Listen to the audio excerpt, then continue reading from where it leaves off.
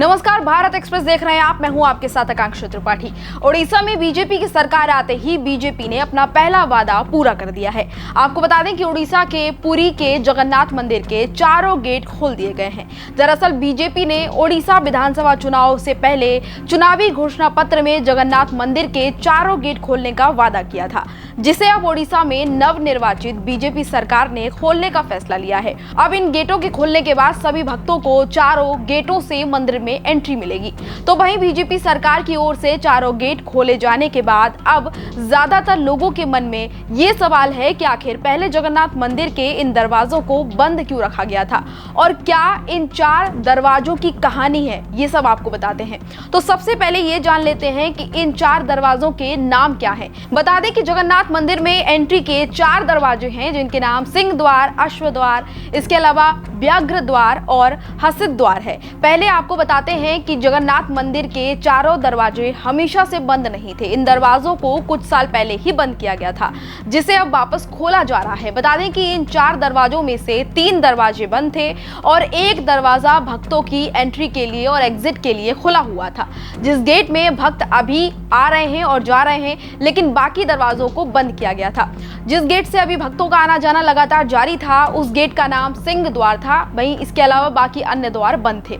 तो वहीं इन सब के बीच अब सबसे बड़ा सवाल ये उठता है कि जब जगन्नाथ मंदिर के चारों दरवाजे कभी बंद नहीं थे, तो आखिर क्यों बाकी 3 दरवाजों को बंद किया गया था? तो इसका जवाब हम आपको देते हैं। जगन्नाथ मंदिर में कोरोना वायरस के दौरान इन दरवाजों को बंद किया गया था।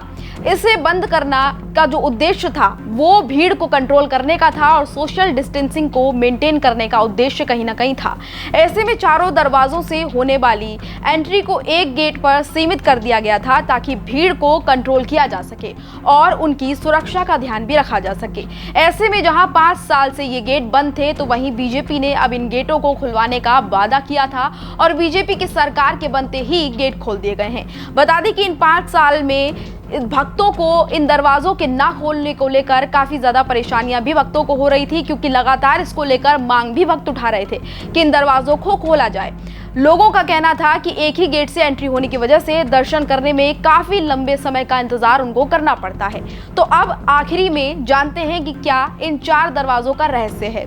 ये चारों दरवाजे 4 दिशाओं में हैं और इन चारों दरवाजों के नाम जानवरों पर केंद्रित हैं। पहला द्वार सिंह द्वार। सिंह द्वार मंदिर की पूर्व दिशा में है, जो सिंह यानी शेर के नाम पर है। ये जगन्नाथ मंदिर में एंट्री कराने का मुख्य द्वार है और इसे मोक्ष का द्वार भी कहा जाता है।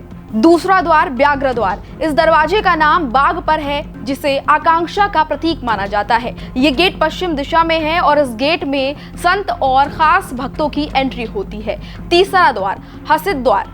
हसित द्वार का नाम हाथी पर है और ये उत्तर दिशा की ओर है। दरअसल हाथी को धन की देवी लक्ष्मी का वाहन माना जाता है और लक्ष्मी का प्रतीक है, और कहा जाता है कि इस द्वार पर दोनों तरफ हाथी की आकृति भी बनी हुई है, जिन्हें मुगल काल में उन्हें क्षतिग्रस्त कर दिया गया था। इसके अलावा चौथे द्वार की अगर बात की जाए तो इस द्वार का नाम अश्व द्वार है। अश्व द्वार दक्षिण दिशा में है और घोड़ा इसका प्रतीक है। इसे विजयी का द्वार भी कहा जाता है और जीत की कामना के लिए योद्धा इस गेट का इस्तेमाल किया करते थे। इसी तरह की तमाम और खबरों के लिए देखते रहिए भारत एक्सप्रेस।